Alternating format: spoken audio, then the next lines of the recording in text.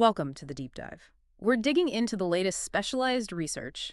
Today, it's a really key chapter from a major text focusing on adult health, and we're pulling out the actionable, maybe even surprising insights you need. Yeah, today's deep dive, it's a crucial one. We're looking at how diet and lifestyle add up over time. The central theme really is this stark fact. About half of all adults will eventually, develop or even die from one or more major nutrition-related chronic diseases. We're talking obesity, heart disease, diabetes, cancer. That statistic. Wow, it really is a wake-up call. And our mission today isn't just to list them off, right? It's to get at the interconnectedness between them. Because Yeah. these conditions, they're not really separate things happening. Exactly. They're not isolated storms. Think of it more like the same underlying fire things like chronic low-grade inflammation, weight gain, insulin resistance, spreading in different ways. And because they share these root causes, this shared etiology, we can actually pinpoint a core set of lifestyle changes that work for, well, both primary prevention, keeping you healthy in the first place, and secondary prevention, which is about slowing things down if a disease has already started. Okay, let's unpack this. And I guess we have to start at what the source identifies as the foundation, really. Overweight and obesity. Right. And it's so important to get past the idea that obesity is just about, body size. Medically, it's defined as an unhealthy buildup of body fat. It's recognized as a chronic disease, and it involves specific pathophysiological processes. And here's that kind of aha moment for me in the material. The emphasis that our fat cells, the adipocytes, they aren't just sitting there storing energy passively. They function as an active endocrine organ. That's the game changer. Thinking of fat as an endocrine organ means it's actually secreting hormone-like factors. And when there's too much body fat, especially that visceral fat deep inside. Right, the dangerous kind. Yeah. Exactly. These factors flood your system, and they trigger two really big problems: chronic, low-grade inflammation, and insulin resistance. And honestly, those two issues, they form the bedrock for almost every other chronic disease we're going to touch on today. And the scale of this is just Right. is huge. The U.S. adult obesity rate now is over 40%. If you look back to, say, 1990, the rates were, what, less than 10, maybe 15% in most states. Yeah. That's a massive shift in just a generation or so. Environment, metabolism, something big changed. It really did. And why? It's definitely more complex than just calories in, calories out. We're looking at a mix of genetics, yes, but also this incredibly rewarding food environment we live in now, and this growing understanding of the gut-brain axis, how our gut microbes actually talk to our brain about appetite. The source material breaks down the physiology really well, defining sort of two main pathways to obesity. Can you walk us through that difference? Metabolic versus hedonic. Sure. So with metabolic obesity, think of it like the body's internal weight set point. Its thermostat gets reset and then stabilizes at a higher level. This often involves changes in the body's energy balance systems, like leptin resistance, where the brain stops getting or responding to the signal that says, hey, we're full. So the body genuinely defends that higher weight, thinking it's normal. Precisely. Now, hedonic obesity is a bit different here. The normal homeostatic signals, those fullness cues, they get overridden. The brain becomes hyper-responsive to the reward aspect of food, the pleasure hit from sugar, fat, salt. So people keep eating, driven by reward, not necessarily by actual energy need. That really highlights why it can be so challenging to treat. Okay, so assessment. BMI is the quick screen, right? Overweight, 25 to 29.9, obesity, 30 plus. But the text really hammers home that where the fat is matters most. Absolutely critical. We need to focus on central adiposity, that visceral fat, the apple shape. It's much more hormonally active, much more dangerous metabolically than the fat just under the skin. And the best way to screen for that is waist circumference, or WC. And there are specific high-risk numbers for the U.S. population.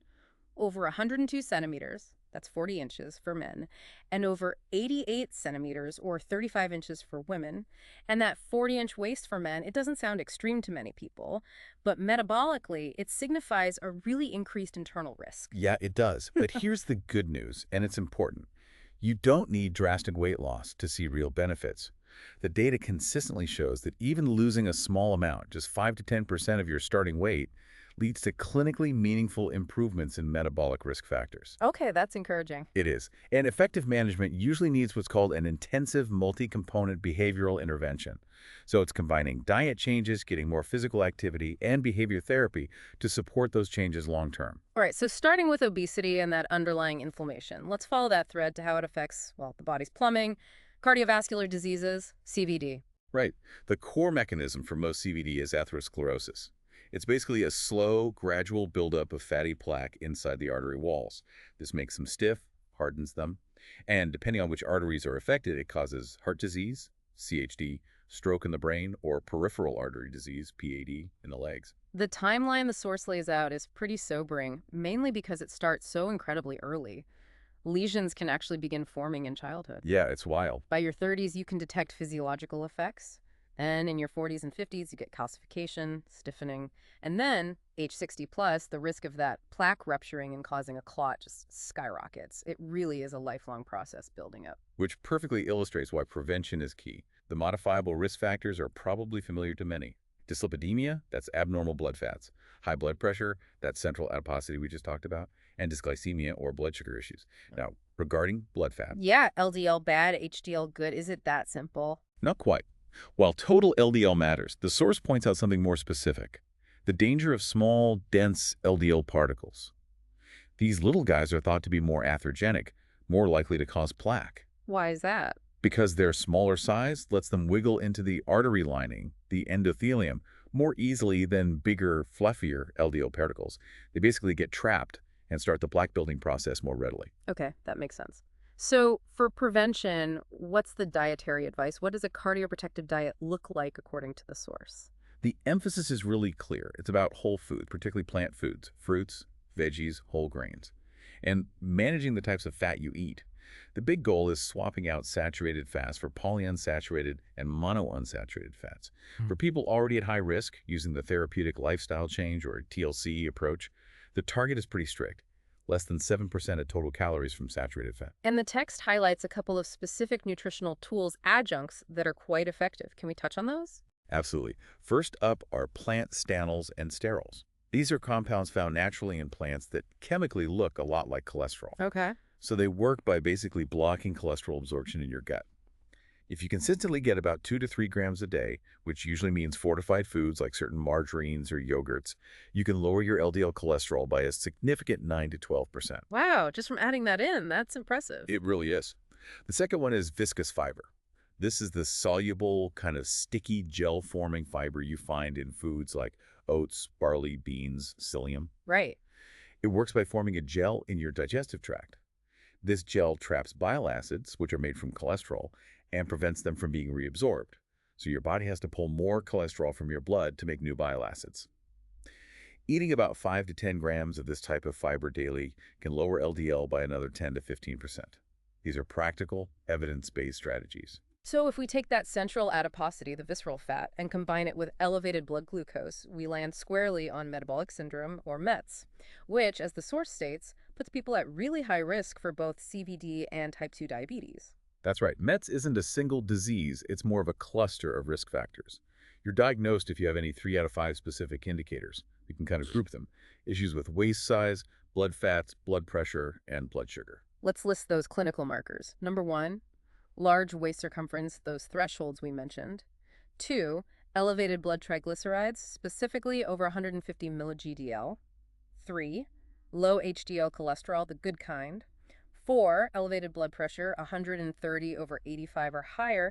And 5, elevated fasting blood glucose, 100 milli-GL or more. And what ties all those seemingly different things together? It comes back into central adiposity and, crucially, insulin resistance. When your cells don't respond well to insulin's signal to take up glucose. Your pancreas works overtime. Exactly. Your pancreas pumps out more and more insulin trying to compensate. This state is called hyperinsulinemia, just way too much insulin circulating. Think of it like shouting louder and louder when someone isn't listening. Eventually, the system gets worn out. In that state where blood glucose is just marginally high, what's called prediabetes, often that fasting glucose between 100 and 125, that seems like such a critical fork in the road, an opportunity. It absolutely is. And Yeah. we have fantastic evidence for intervention here. Yeah. The big landmark study, the Diabetes Prevention Program, or DPP, showed something amazing. An intensive lifestyle program focused on achieving just a modest 7% weight loss and getting 150 minutes of physical activity a win, reduced the number of people progressing from prediabetes to full type 2 diabetes by 58%. 58%. That just powerfully underscores how effective these foundational lifestyle changes can be when implemented early. So what about managing diagnosed diabetes? The source makes a strong point. There's no single diabetes diet. Correct. It really stresses the need for individualized, patient-centered care. And a big part of that is DSMES. That stands for Diabetes Self-Management Education and Support. It's about empowering the person with diabetes. And in terms of practical eating strategies, Consistency is key. Regular meal patterns help manage blood sugar. And careful carbohydrate management is crucial. One really useful visual tool mentioned is the plate method. can you describe that for the listener? How does the plate method work? Sure. Imagine a standard dinner plate. You divide it visually. Fill half the plate with non-starchy vegetables, things like broccoli, salad greens, peppers. Then fill 1/4 of the plate with a lean protein source, chicken, fish, beans, and the final quarter is reserved for carbohydrate-rich foods, starchy vegetables like potatoes or corn, grains, pasta, fruit. Ah, so it's a simple visual guide to portion control, especially for carbs. Exactly, it's a starting point. Of course, individualized MNT, medical nutrition therapy, works with the person to balance their specific food intake with their physical activity levels and any medications they're taking. Okay, let's pivot to the last major area covered, the link to cancer. The source talks about carcinogenesis, the process where normal cells turn cancerous. Right, it describes this multi-step process: activation, initiation, promotion, and then progression of the cancer cells. What struck me here was the emphasis on prevention. The text suggests cancer is, to a large extent, preventable through modifiable factors, and guess what pops up again as major risk factors? Let me guess. Obesity and insulin resistance. You got it. Mm. Specifically linked to many common cancers like endometrial breast, prostate. It seems that state of nutrient excess creates a kind of cellular environment, the text calls it systemic anabolism, that actually helps cancer cells grow and thrive. Yeah, it's like fertilizing the soil for potential cancer growth.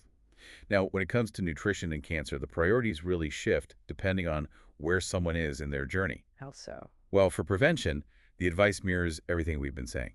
Maintain a healthy weight, be physically active, eat a mostly plant-based diet, limit alcohol, limit processed and red meats. It's that same core healthy lifestyle. But if someone is undergoing active treatment, Then the goals change dramatically. You're often battling side effects like anorexia, which is a clinical loss of appetite, not the eating disorder, and potentially cachexia. Cachexia is really serious.